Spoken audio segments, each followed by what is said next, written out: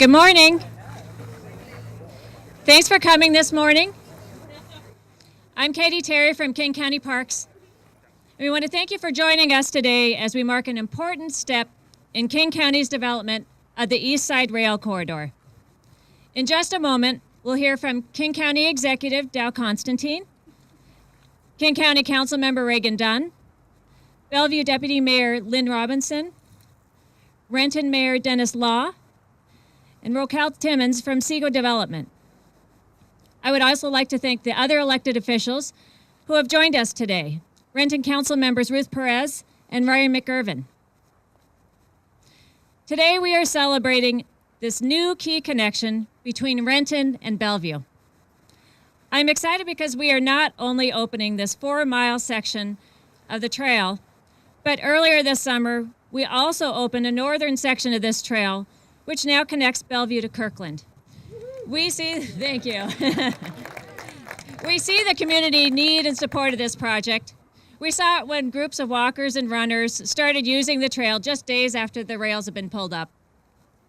And the banner behind me shows the future of this trail with a fully paved wide trail and gravel shoulder.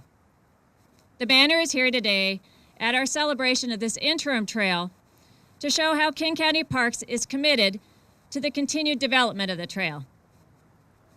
I am pleased to invite King County Executive Dow Constantine to speak about what this new trail means to King County.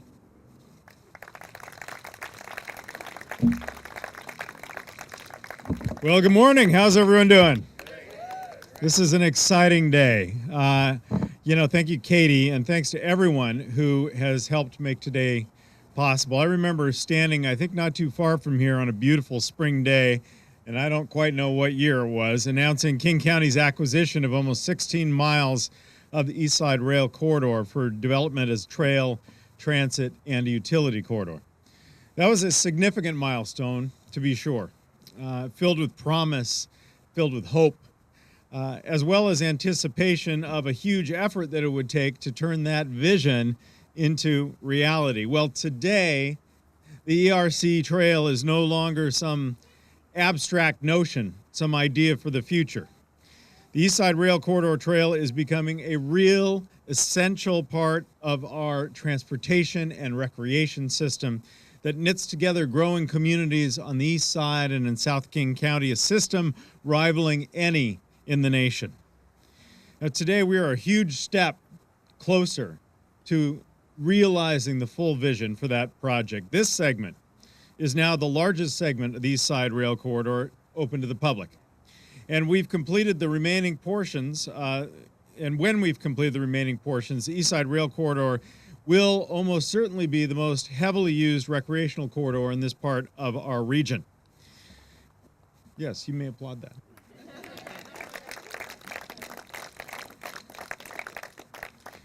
Well, the obvious benefit here is that we're able to connect north-south in this new segment of the trail. There's a lot more to it than that. It's a catalyst for so much more. From where we stand today, a trail user will eventually be able to link to 13 major regional trails. 13 trails, a true network. From the Burke-Gilman in the north, if you wanted to ride your bicycle to this afternoon's 2 o'clock kickoff at Husky Stadium, you could do it. To the Lake to Sound Trail south of here, and so many others along the way. When you look at a trail map, you immediately see that the Eastside Rail Corridor's completion creates a true non-motorized transportation system. This trail network allows the commuting and recreating public to travel through cities and through job centers and through farmlands and through forests, throughout neighborhoods, and yes, my friends, wine country, without ever getting into a car. And I'm especially pleased that this section of the trail also increases equality of access to non-transportation networks for all King County residents. It's opening a huge step forward in ensuring the diverse growing populations of Bellevue, of Renton, of South King County have safe trails for commuting and have safe trails for recreation. I credit this accomplishment to so many forward-thinking regional partners who've worked with King County to secure the Eastside Rail Corridor as a public asset. My apologies if I leave anyone out. First, the Port of Seattle, which stepped forward years ago to make sure that we secured this rail corridor before it was lost. To Sound Transit, who stepped up as a partner, to Puget Sound Energy, to the cities of Redmond and Kirkland and Bellevue and Woodinville, even to our friends next door in Snohomish County. And I want to thank them in particular, but I really want to make mention, years and years ago when we stood on the trail or on the rails and didn't know how we were going to manage to save this regional asset. It was Executive Ron Sims who rallied us to the vision of needing to preserve this for those who come after us, to knit together this county in a way that many other regions have failed to do, have missed that opportunity. So I want to thank him, and we would not be here today without the vision that he painted for us. And I want to thank the King County Council and you, Councilmember Dunn, for the vigorous support in protecting and developing this priceless public passageway. Thanks to everyone here today for your work in making our vision for the Eastside Rail Corridor a reality. We have a lot of challenging work ahead of us. We certainly will continue to need to raise the resources to develop and to refine this trail so that it ultimately achieves this vision end to end. But we are taking a big step forward today, and I want to thank you for being a big part of that. Thanks so much.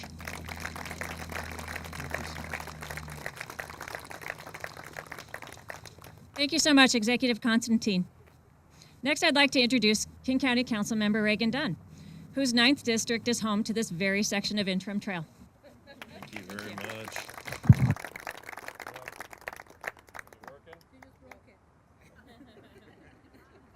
How about that? There we go. Thanks. Hey, good morning, everyone. Great to see you. Looking forward to that game against North Dakota, right? We're going to win that big. Appreciate the Seahawks here and support of this great facility, which will certainly benefit VMAC right here next door. But so many other communities up and down the lake that really could use this as an alternative to the congestion that we all know exists on 405. REI, as you know, is recently relocating to Bellevue. They also have a nice retail store. It's just right next to the trail line. And believe it or not, 25% of REI employees bike to work. And there are many other companies that have the same sort of situation. And there's a lot of folks who are going to benefit from walking, biking, jogging, bringing their dogs and pets and animals, walking past to take a look at what the Seahawks have done here. So it's going to have a lot of utility.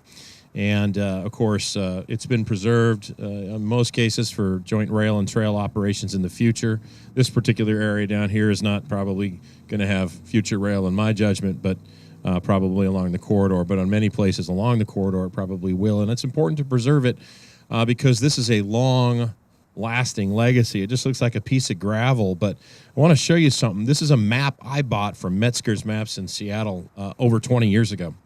And I bought it because I grew up in the Newport area here, and I bought a townhome right above the marina there in Bellevue that literally backed up right up to the tracks. And I always got a kick out of this because this map is the Anderson's new guide map from 1890, so nearly 130 years ago. And you'll see the locks haven't been dug, and there's no channel through, and that was when they dug the locks, the lake lowered 9 feet, right? So there's an island here, things you're not used to seeing. The Mercer Slough came in quite a ways. But very importantly is the trail line was in place at that time, all the way up. And, of course, the Mosquito Fleet ferry systems that brought us across. And so you see this little area here in North Kennydale that existed, pretty much where we are right now. There's some precincts and some build-out. But the whole point is, in 1890, this was an important regional asset, and it remains 130 years later a regional asset. And folks, in 130 years, it will still be a regional asset because it is a dedicated right-of-way under, of course, joint ownership with a lot of different easements and PSE, as Executive Constantine mentioned, and the Port of Seattle and King County and the various cities and municipalities involved. So that's really, really important. For me, I grew up literally on these railroad tracks, and because they were right up the hill from where we grew up. So as young teenagers, this is where we'd kind of sneak up to, and I have some stories that I won't tell here, but one story I've been authorized to tell is we put a rope swing. This is May Creek coming in here, great salmon-bearing stream that comes out into Lake Washington, runs up into May Valley. The next big sizable creek is Coal Creek. That runs out of the coal mines up in Newcastle in part and is the drainage down. Where it goes under this corridor, there's a gorgeous old trestle, and we put a rope swing underneath there, and we had a lot of fun. It wasn't entirely lawful, I'm not sure, but I think I'm okay. Dennis, you're not going to cart me away, are you? We also used to come up here and put pennies on the railroad tracks and have the trains squash them. So those are my innocent stories, but it's a great corridor. I really want to thank the partners involved. We had about half a dozen press conferences announcing these new machinations on what we were going to do to purchase this thing. And they all kind of ended up being not working the way we wanted to until under Executive Constantine's leadership and others, we were able to form this coalition that actually made this happen. So you are now standing on a rail corridor that it doesn't have any real uncertainty anymore. It's got certainty, it's got predictability, it's got a surface that you can bike on this, you can run, you can hike, you can walk, and most importantly, it's a right-of-way that exists for who knows what it's going to look like in 50 to 80 years, right? And preserving it's really, really important. So, listen, I want to thank everyone for their leadership. In this business, in a tough business of politics, you got to celebrate the small victories. This is more than a small victory, and I just want to thank everyone for their leadership and their work.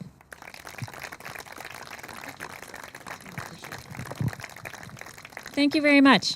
Next, I'd like to invite up Deputy Mayor Lynn Robinson from Bellevue. Thank you.